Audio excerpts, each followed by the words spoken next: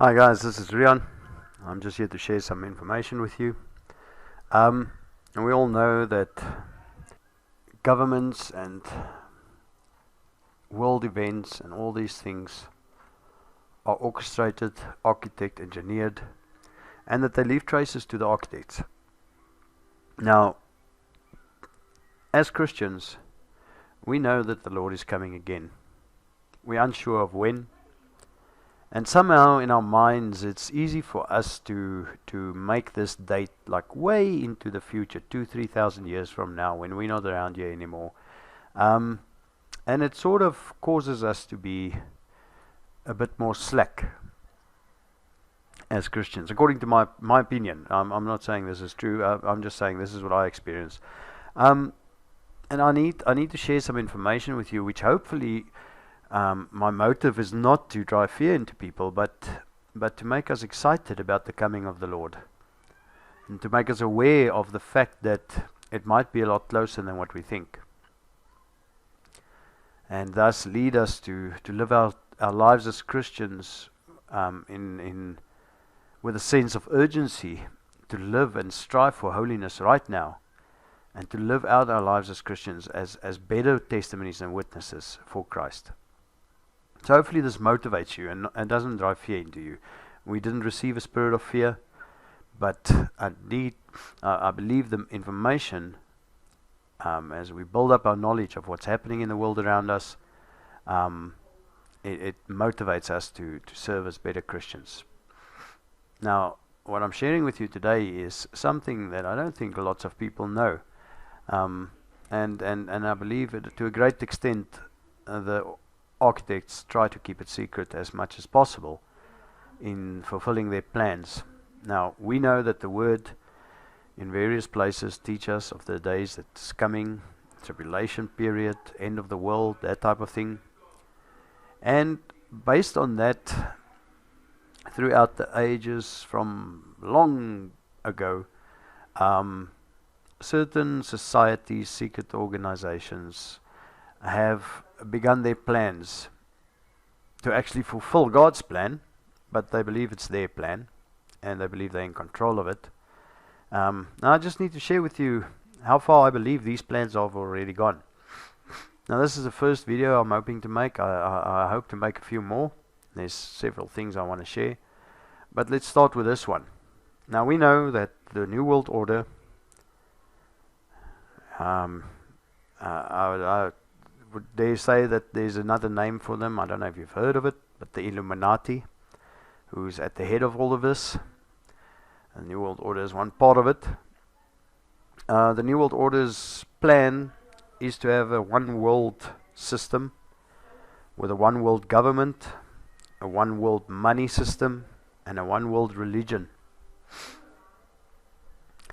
Now the reason why I'm telling you this is I need you to see how these things are being set up at the moment.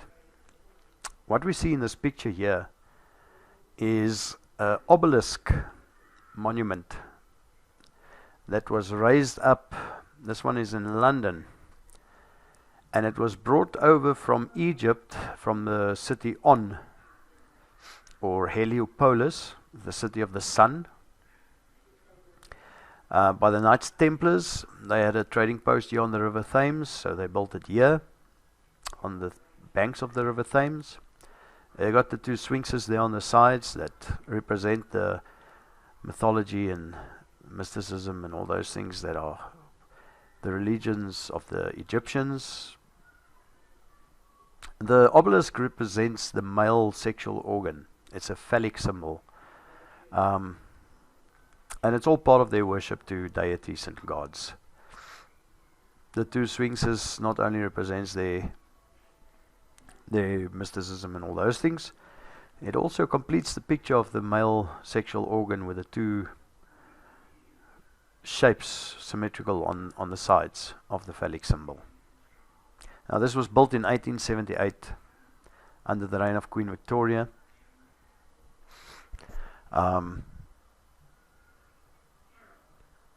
The next one we're looking at is the one we all know. It's the one in Washington, D.C., state of in the area district of Columbia. It was built in 1848 as a dedication to George Washington. The people who built it is a secretive brotherhood called the Freemason Grand Lodge of the District of Columbia. Together with this monument, they also contributed 22 Masonic memorial stones.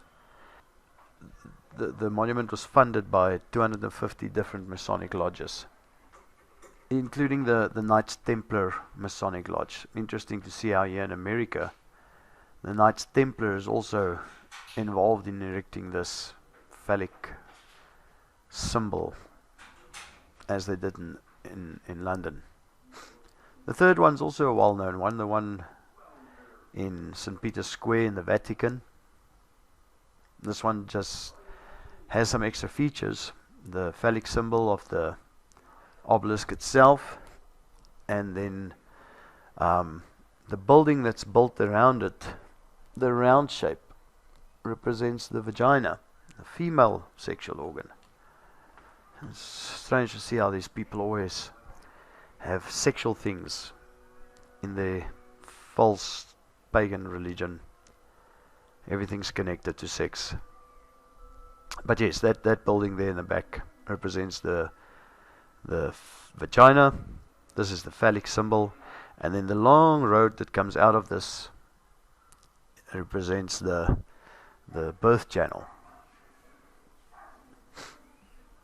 Now, the interesting thing of this is that these three monuments, phallic symbols, obelisks, whatever you want to call them, were built in three distinct places, and basically these places serve as the head office for the New World Order. Now let's start with the one in London.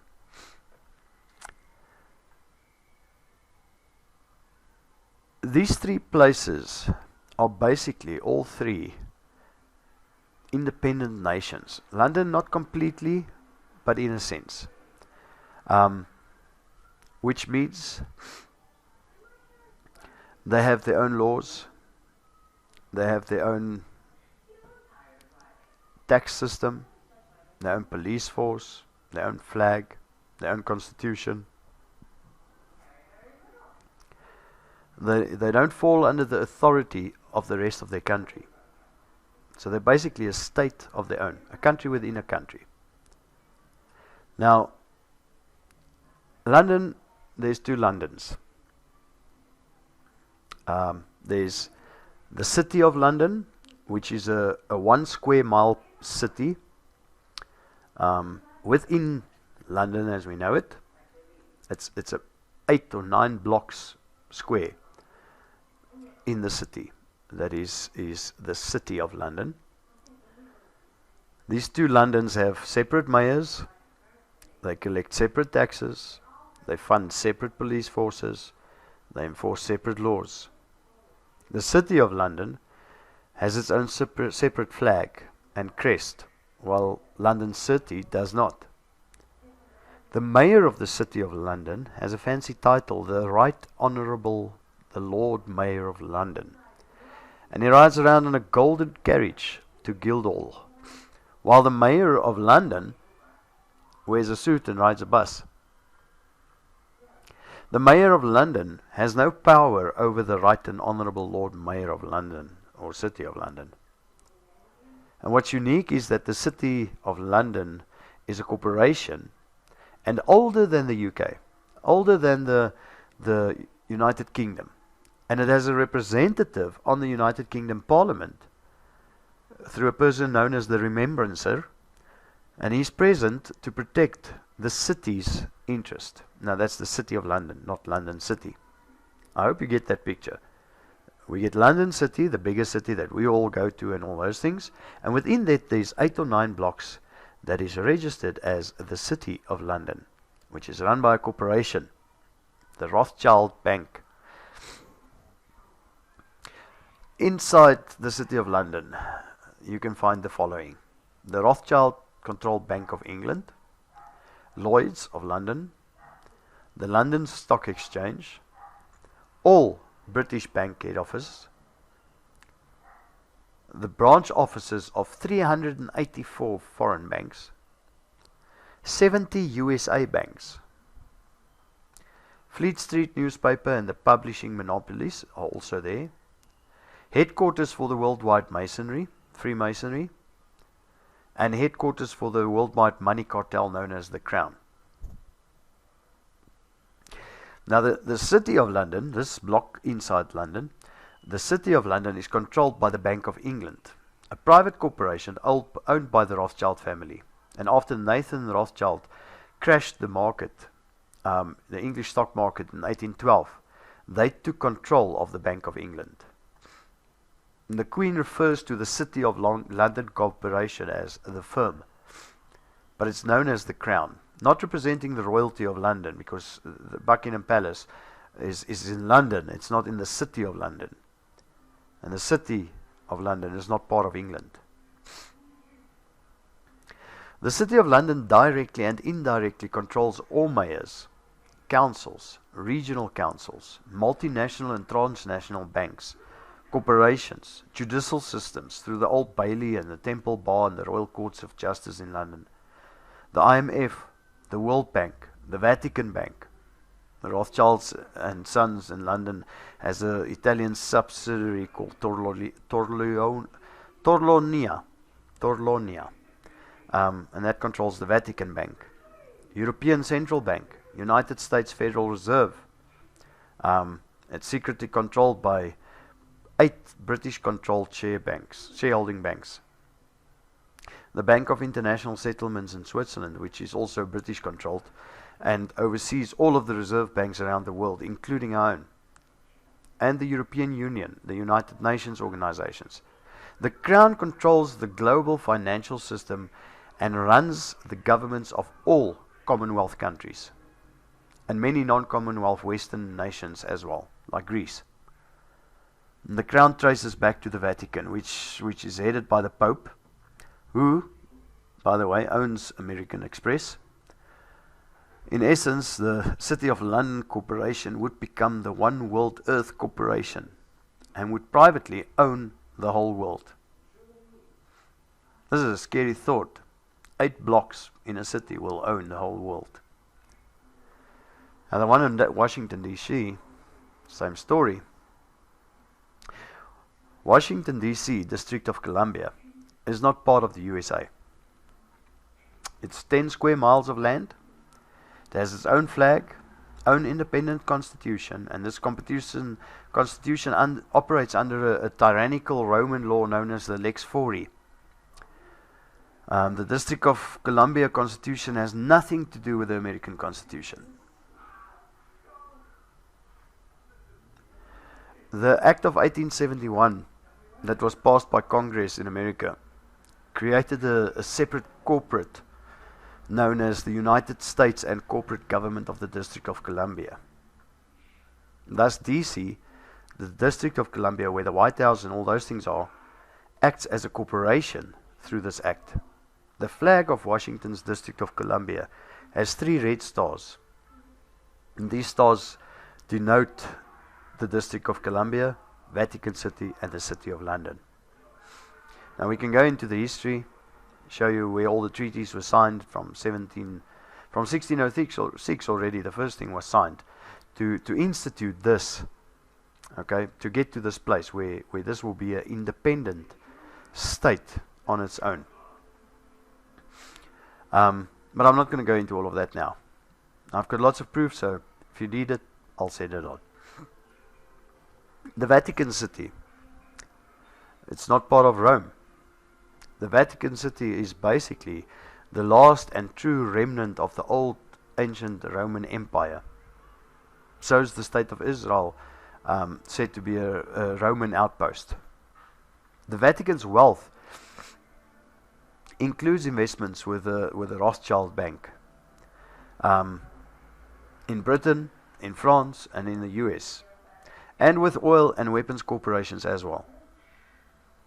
The Vatican's billions are said to be in the Rothschild-controlled Bank of England and in the US Federal Reserve Bank.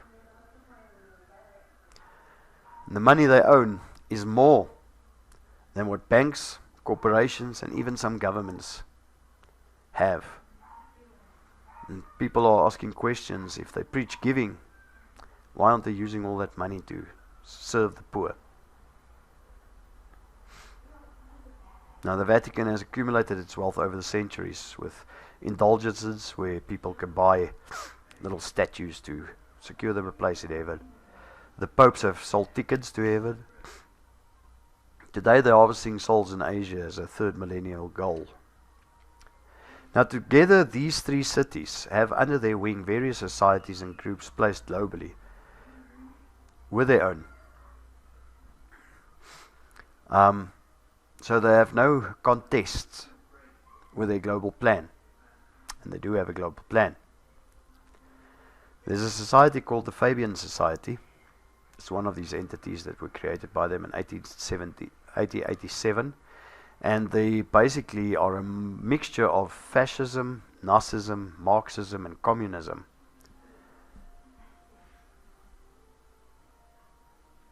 Now, it shouldn't be a surprise then to realize that the Fabian Society, funded by these three major independent state corporation, whatever they are, richest companies in the world type thing, funded by them, they are accredited for creating communism in China, fascism in Italy and Germany, socialism globally as well. Decolonized British Empire, the formulating of the policies for this was done by the Fabian Society. The communist takeover of Russia was accredited to them, and they were financed by the city of London banking families, those who rule. A closer look at the entities like the Bank of International Settlements, International Monetary Fund, the Club of Rome, the Committee of 300, the Central Intelligence Agency, the CIA, the Council of Foreign Relations, the Trilateral Commission, the Bilderberg Groups, Federal Reserve System, the Internal Revenue Services, Goldman Sachs, Israel and the Israeli Lobby, the Vatican, the City of London, Brussels, the United Nations, the Israeli Mossad, the Associated Press. If you look deeper into these things, you will reveal that they are all part of the Fabian Society, which also controls the European Union. In 2001, there was a noteworthy quote by Australian Senator Chris Kacht, who said, "You were probably not aware that us Fabians have taken over the CIA, the KGB, MI5, and the Australian Security Intelligence Organisation, the IMF, and the World Bank, and many other organizations," unquote. Friends, nothing happens in isolation. These guys are busy with a plan. And their plan is to have a global government with a one world government system that rules the policies and the laws and the police enforcement of those laws, and probably the military wing. A one world money system that will dictate who buys and sells and who makes it and don't, who gets what, who can loan, all those things. And a one world religious system that will persecute those that do not believe their system, which is the Christians. Okay, so we have London, the one world money head office. We have Washington, the District of Columbia, the one world government office with police enforcement. And we have the Vatican in Rome, the one world religious system. Together these three form the headquarters for the New World Order. Now, friends, I don't mean to drive fear into you, but these things are in place. It's ready to happen. And we must wake up and realize that we do not have a lot of time left. We have to redevote our lives to Christ in a manner that we've never done it before. Serving Him, obeying the Word, studying the Word, spending time with God in prayer and reading and study, serving other Christians, fellowshipping with other Christians, shining a light to the world around us, doing things that will be peculiar to those around us because we do different things, giving to those who are in need, looking after the orphans and widows. And we have to come to a point where we are more serious about our lives as Christians, the testimony that we shine. Christ says, shine your light so before men that they will see your good works and glorify your Father who is in heaven. How many people are glorifying your Father that is in heaven through what they see in your daily life? Now these guys have a plan to divide the world into two groups, the rulers and the ruled. But that's only after they depopulize the world. These are what they call guide stones that was erected by the New World Order in Georgia. And in different languages it says what their plans are. Now on the English side, I don't know if you can read that top one. Maintain humanity under 500 million in perpetual balance with nature. So, they want to cull humans. 6.5 billion people have to die to get down to 500 million, half a billion. No, I'm lying. We're on 7.5 billion at the moment. 7 billion people have to die for them to believe that this is the right balance between us and nature and for them to rule. These people are planning on killing us and they've been doing it. Now I can do other video clips on the origins of AIDS and they plan to kill 7 billion people. The stuff they put in Coke and butter and food and everything and what it does, and killing 7 billion people. Fast food chains, what they put in their food, and the plan to kill 7 billion people. I can do videos on all of that. Just know that this is their plan. They're busy doing it and we're asleep. In America, new laws were passed and busy passing. This map shows the planning of what's to happen. Little green dots you see there, they're very few and far apart.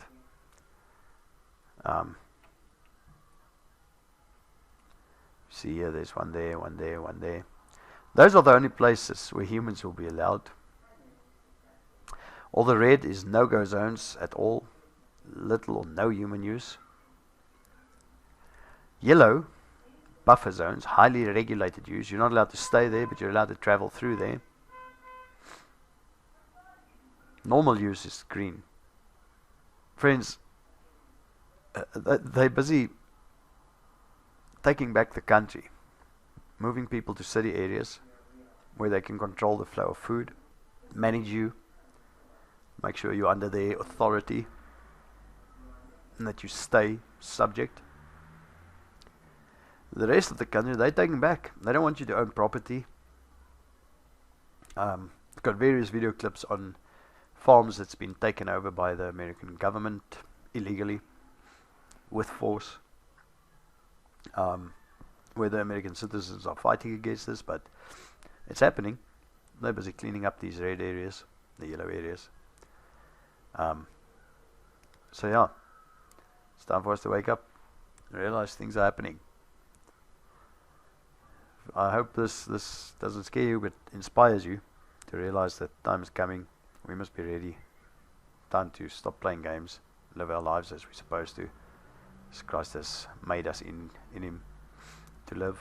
We were designed unto good works. Let's do it. Amen. Till the next video.